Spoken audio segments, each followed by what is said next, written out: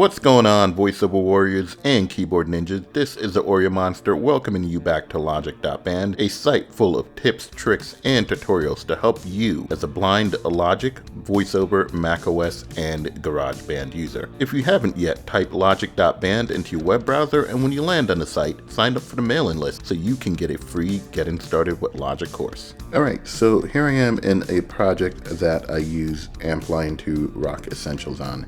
And what I ended up doing was using a combination of Defender and Vox for some of the clean sounds, and I used the Marshall for some of the distorted sounds, and I used a overdrive pedal in front of the Marshall for some of the higher gain sounds. So I'm going to go through and show you some of the stuff that I did. I'll play a little bit of this for you.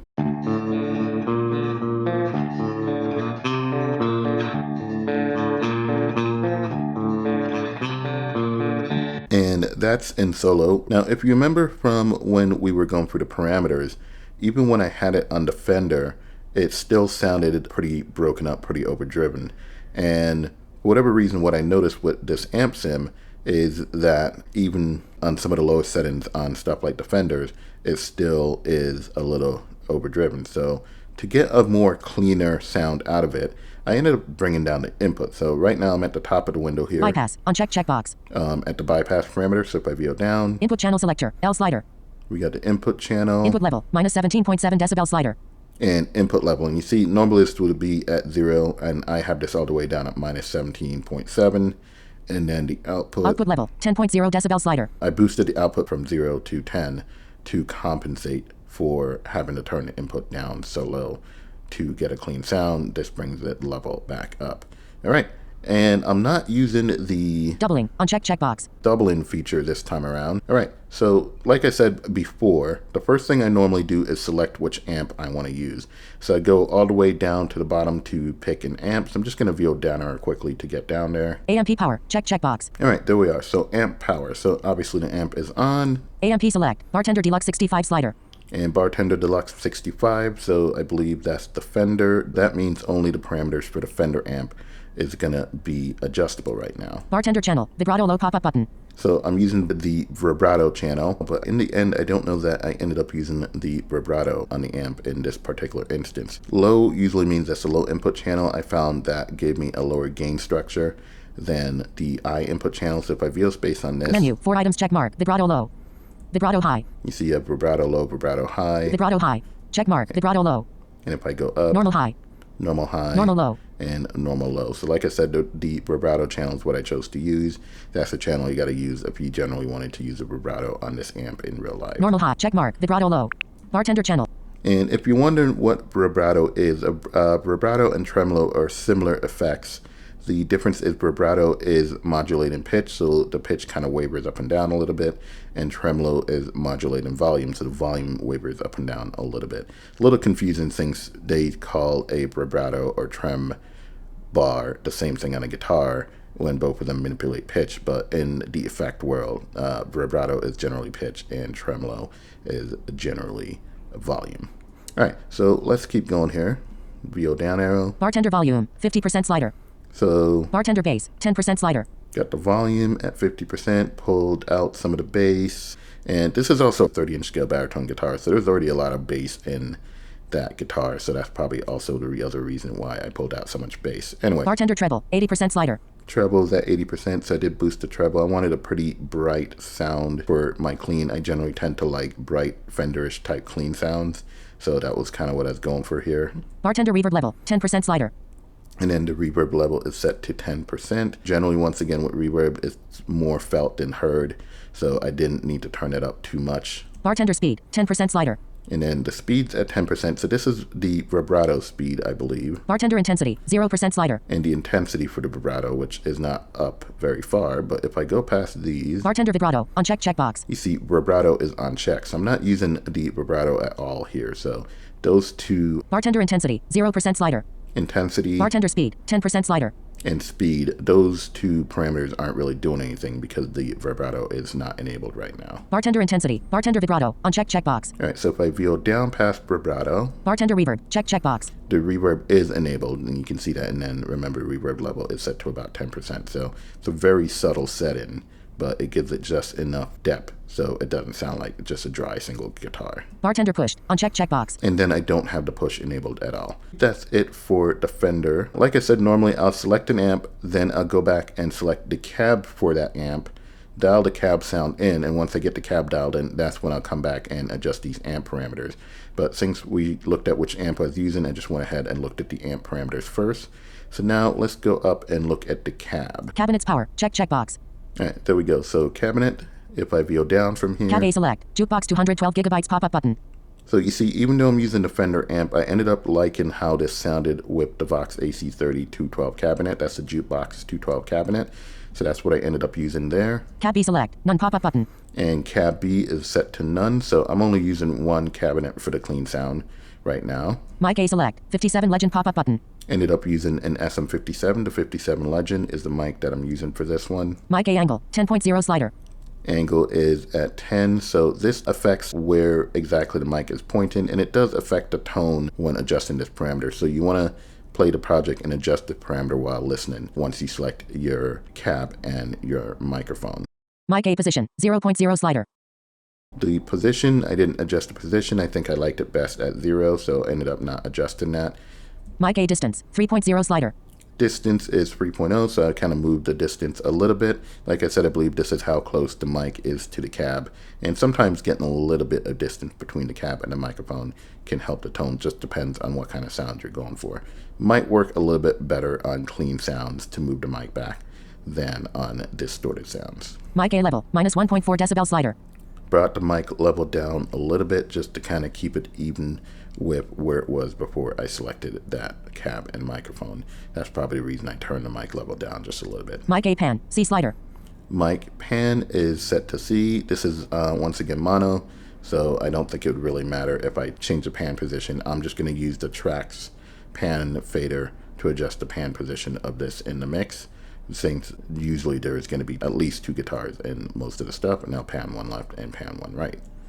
Mic B select. Flat pop-up button. And then mic B select is set to flat. Doesn't matter because we're not using a second cab this time around, so it's just going to be that first one. Now I'm going to go up to the top and look at what effects I'm using here. Pedals pre-power. Check checkbox. All right, here we go. Pedals pre-power. You can see that is enabled. FX1 pre-select. Para EQ pop-up button. And FX1, I'm using the parametric EQ. Para EQ power. Check checkbox. And that's where you can bypass the parametric EQ.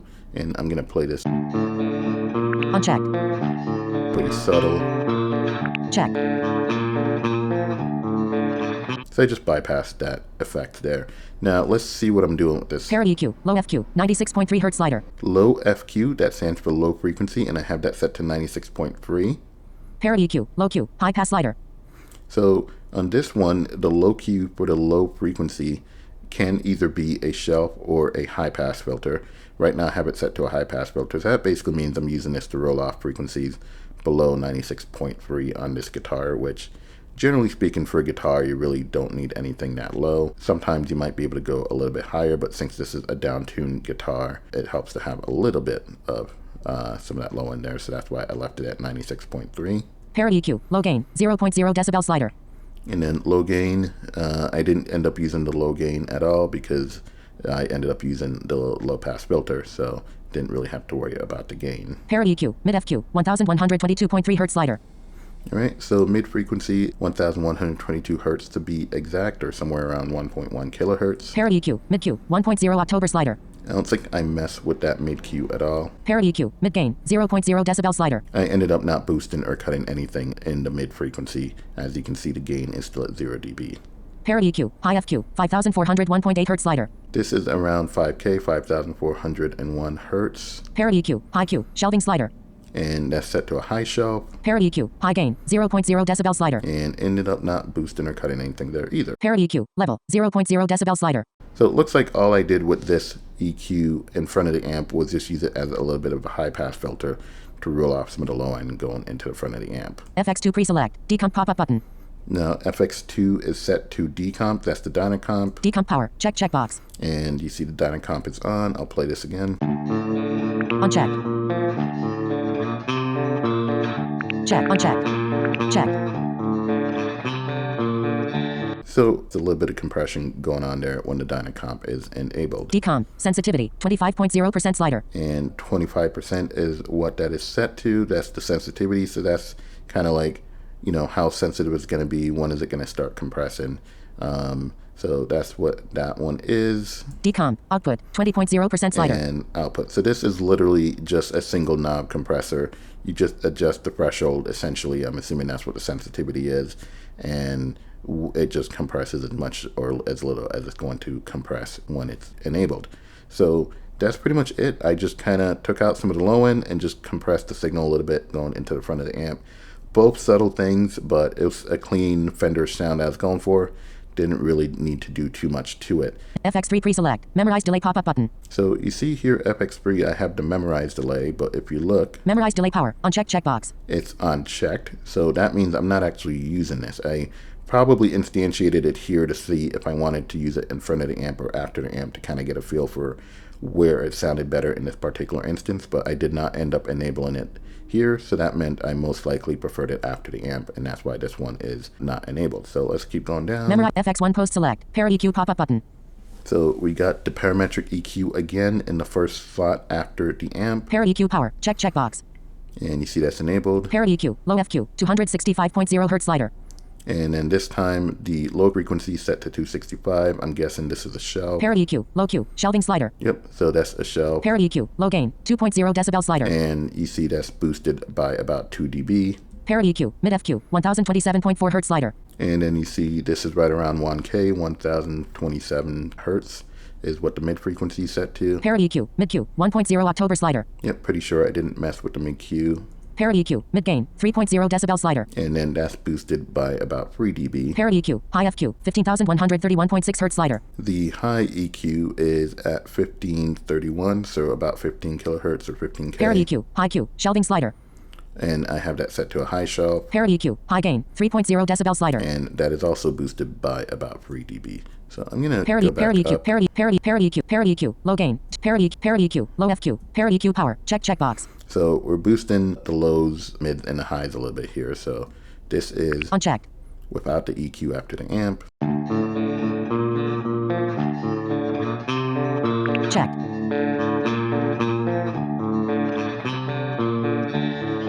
And after. So that is what I was doing with the EQ. And then the most noticeable. Para EQ. Para FX2 post select. Memorize delay power. Check checkbox. So here we have the Memory Man delay after the amp as well. I think I tried this and the digital delay, and I ended up liking the tonality of this a little bit better. Unchecked.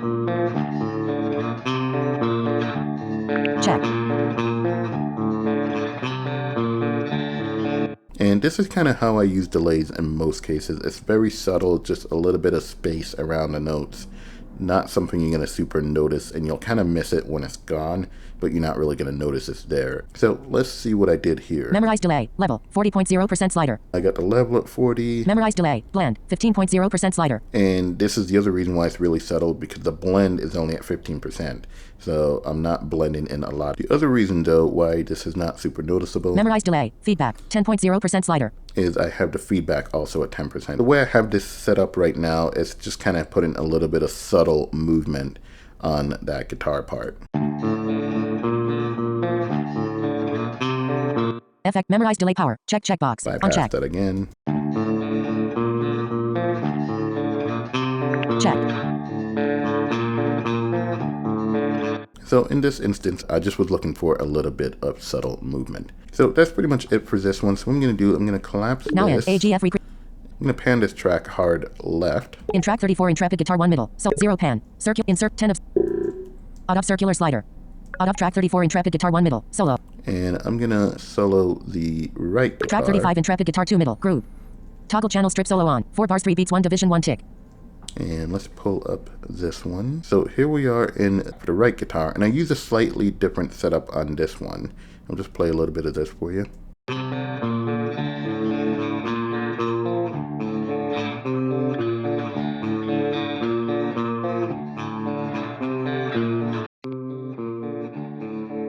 Just so you can kind of hear what that sounds like on its own.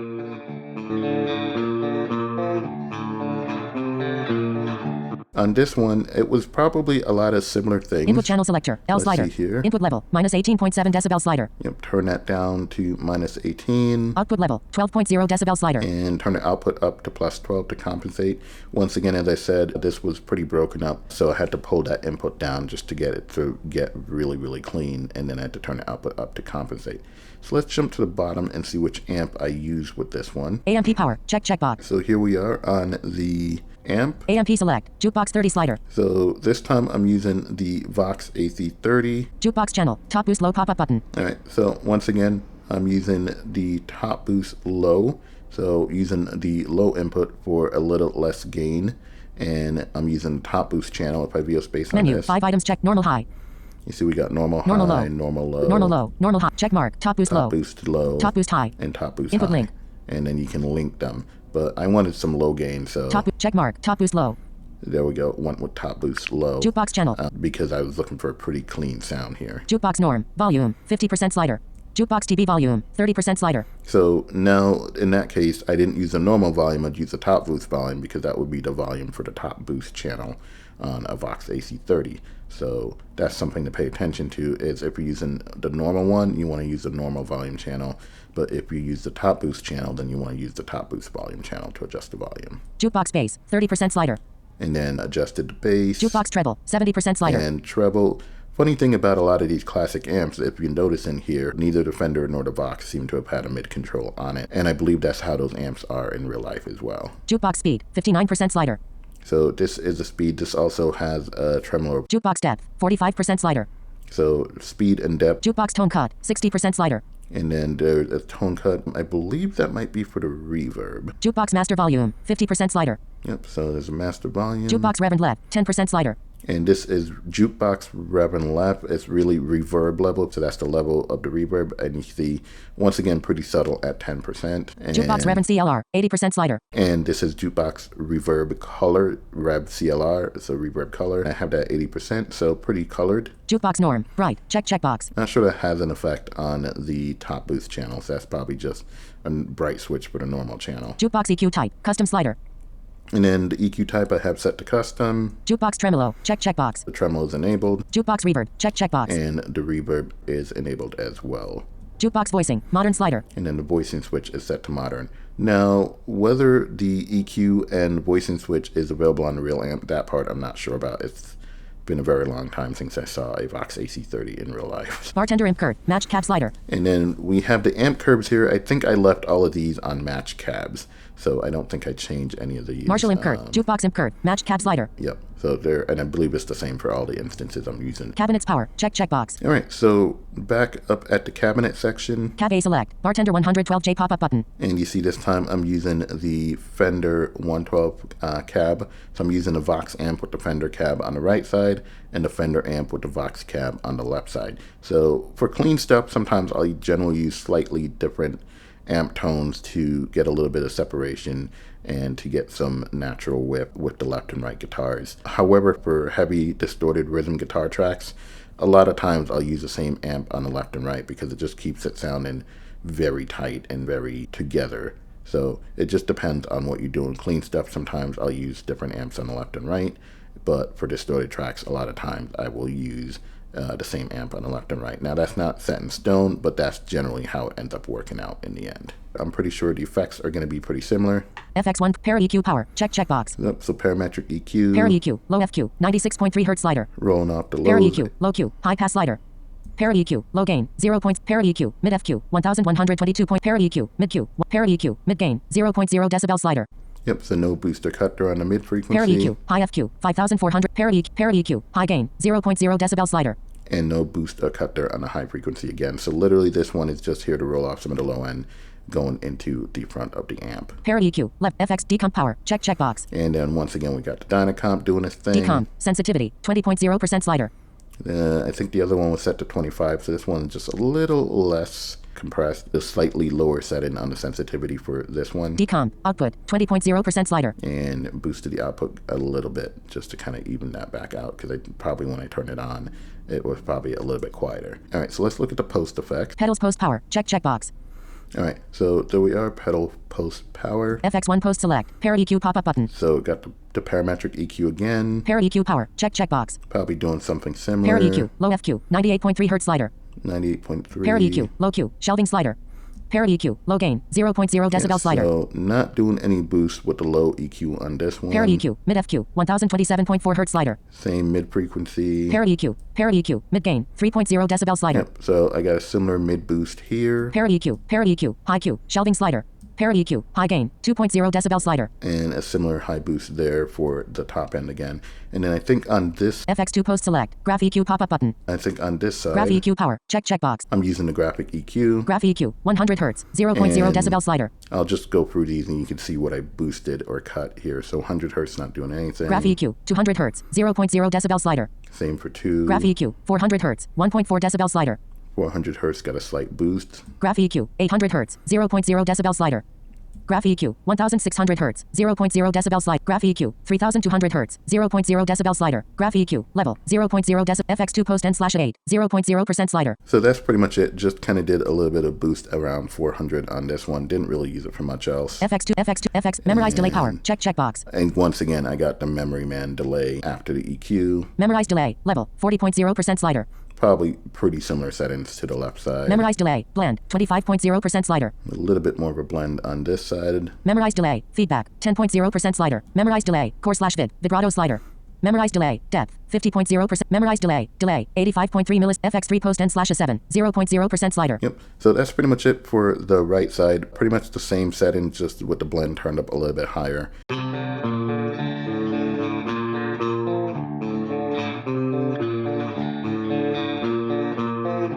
And if I put this back in the mix,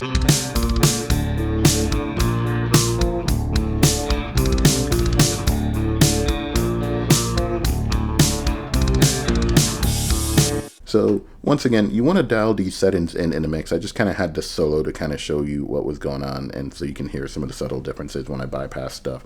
But by no means did I dial these settings in solo. I started off with guitar 1 in the middle, dialed that one in, panned it all the way to the left, then brought up guitar 2, panned all the way to the right, and dial it in to blend and match and work with guitar 1 that was all the way to the left. I would normally just copy over the settings from the plugin on guitar 1 to guitar 2 and then tweak the settings from there to help guitar 2 kind of find its own space when I'm doing clean stuff like this. You want to record a separate take on the left side and a separate take on the right side. If you just duplicate the track and pan it hard left and right, even picking different amps and different effects on the left and right still really won't make it sound any different. If you're going to do that, just set it to stereo and use the doubler feature built into this plugin. You'll get a much better result doing it that way if you don't want to have to record it twice. All right, so let's go look at some distorted guitars.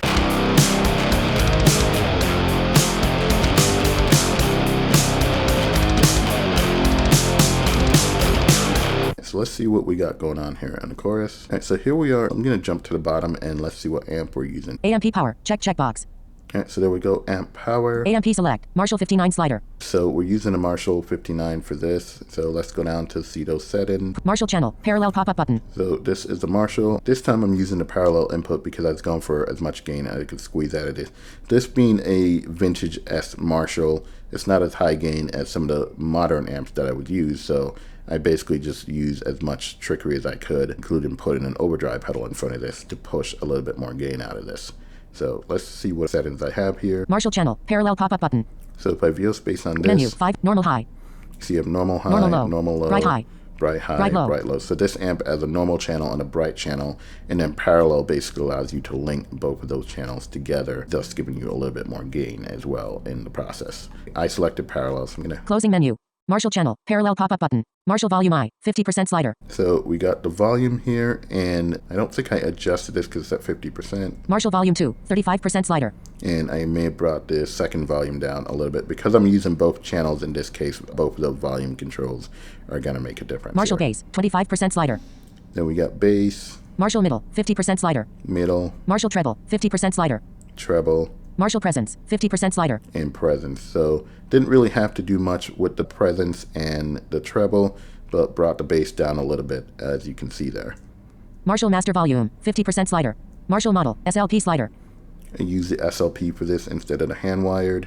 Marshall master, uncheck checkbox. And I'm not using the master volume in this one at all. Marshall impedance, 8 ohm slider. I left the impedance at 8 ohm. Generally speaking, with ohm loads for cabs, the lower the ohm load, the more bass response you can get at times. I just thought 8 ohm sounded better with this one. This is the only one that gives you that option though. The others don't let you choose an ohm load for the cab. Marshall Brown, uncheck checkbox. Didn't use the Brown sound. I believe that's the Variac emulation, so you can kind of get some of those classic EVH type tones out of this. Marshall pushed, check checkbox. But I did use a push just to push a little bit more gain out of this amp. So let's go see what I did with the cabs. Cabinets power, check checkbox. Here we are, cabs. Cab A select, Marshall 412G12A pop-up button. So I'm using the 412G. Cab B select, jukebox 212 gigabytes pop-up button. And a jukebox 212. So I'm blending the sound of two different cabs there. So even though this guitar is panned hard left, I'm still blending two different cabs on both sides to get a thicker sound for the distorted parts. I'll show you what this sounds like. I'll solo this. Cab B select, jukebox 200 menus. None.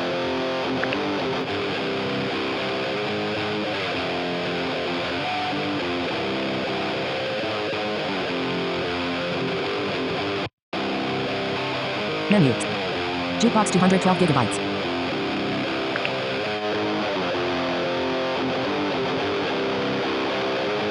As you can see there, it gives it a little bit more body to have both cabs in there. So I'm using both of those cabs blended together. Mic A select, 5i audition pop-up button. So I'm using an Audix i5 or the 5i Audition on the Marshall cab. Mic A angle, Mic B select, 57 legend pop-up button. And SM57 on the jukebox cab. And then I have the angle. Mic B angle, 50.0 slider. Mic B position, 0.0 slider. Mic B distance, 0.0 slider. And distance dialed into taste on both cab settings. Mic B level, 0.0 decibel slider. And then I use the level to kind of get them sitting both where I needed them to sit. It doesn't look like I adjusted the level on microphone B. Mic A pan, C slider.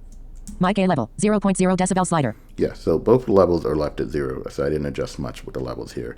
Now, I think the only thing I may have done with this was put a treble booster in front, so let's go look at the pedals. Pedals pre-power, check checkbox. Yep, so I got that. FX1 pre-select, Corny T boost pop-up button. Corny T boost power, check checkbox. Yep, so that's enabled. FX1 pre-N/A1, 0.0% slider. FX1 pre-N/A2, 0.0% slider. The funny thing about this one is either on or off. There is literally no settings for this pedal at all, as you can see here. FX1 pre-N/A1, 0.0% slider. Corny T boost power, check checkbox. Uncheck.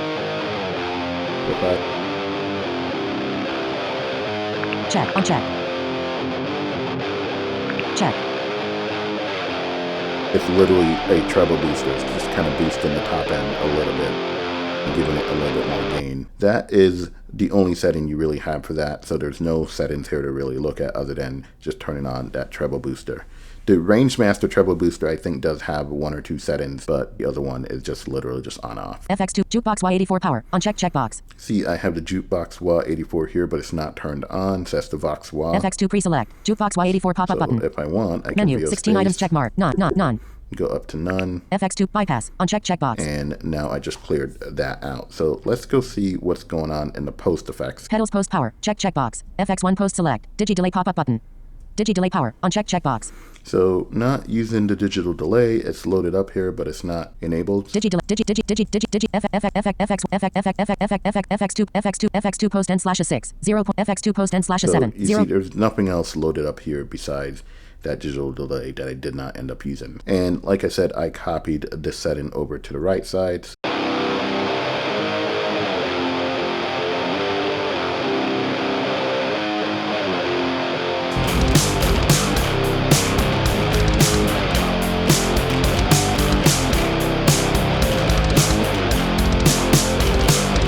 So for distorted stuff, I usually just copy the same amp setting over to the right side. And as you can see for this, I'm really just using a Marshall boosted with the treble booster.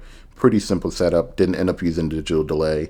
I like a lot of the pedals that are included with this amp sim, just didn't really use the delay or reverb as much. I think for something like that, I'll usually just end up using one of my favorite delays or reverbs in the DAW on the track after this, especially considering for something like delays and reverb for something like a high gain rhythm part. I'd probably just want to send both of them to the same delay, so it doesn't really make sense to use delay as much in the plugin sometimes. Sometimes I do it, but most times I just end up doing a send to some type of delay. So I want to show you one other thing before we get out of here today. So this is what it sounds like with the automatic double tracking on.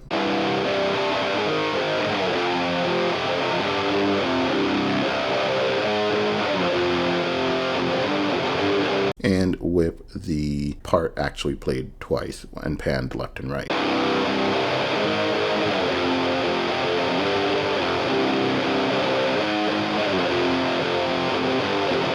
This is the plugin emulating double track guitars in the mix.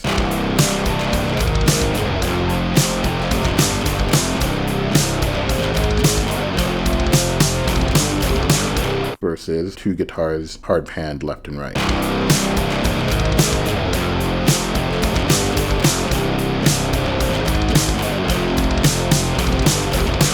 There you have it. You can use this plugin for so much. You can use it to emulate double track guitar parts. You can use it for stereo guitars, mono guitars. I like to use it as mono guitars, pan them hard left and right.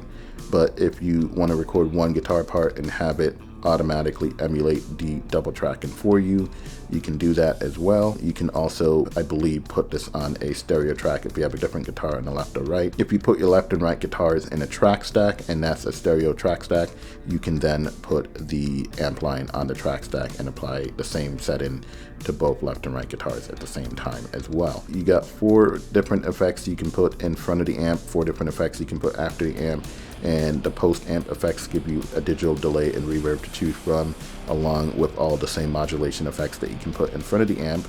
And the effects that you can put in front of the amp includes a wah pedal and a range of overdrive pedals and the same modulation pedals that you can use after the amp as well. Got 3 different amps to choose from: a Fender, a Vox, and a Marshall. 4 different cabs: the Fender cab, the Vox cab, and 2 different Marshall 412 cabs. You can use up to 2 different cabs at a time, and you can choose to keep them in the middle blended together, or you can pan 1 cab hard left and 1 cab hard right. As you saw in the beginning, I had a mono guitar recording, but I set the track to stereo, and then I could use the stereo instance of the plugin to use 2 different cabs and have them panned hard left and hard right. So very versatile plugin. If you're not into super high gain stuff, these free amps will serve you well. Plugin very accessible for something that we use in controls view. So if you're digging the sound, definitely go over to audify.com and check out the plugin. Once again, they offer discounts if you are disabled, if you're blind, so feel free to contact them, let them know, and see what kind of discounts they'll offer you. I highly recommend joining their mailing list and seeing what other stuff they got to offer. If there's another Audify plugin you'd love to see me take a look at here on the channel, let me know in the comments below, and we'll see if we can make that happen. Thank you for checking out this episode. Hope you found that useful and helpful. If you got any tips that you'd love to share with the community, feel free to leave those in the comments below. Please remember to like, share, and subscribe both to the YouTube channel and to the email list found at logic.band. That way you can get a free Getting Started with Logic course, and I can keep you up to date on everything going on over at logic.band. If you'd love to go deeper on any of these topics or anything relating to Logic, VoiceOver, macOS, or GarageBand, you can book yourself some one-on-one training by visiting logic.band/training. If you'd love to support what's going on here at logic.band, then visit logic.band/support, where you can make a one-time or subscribe to make an ongoing Patreon-style donation. Links to all of these, plus supplemental tutorials and blog posts, can be found in the description. And as always, until next time, happy recording.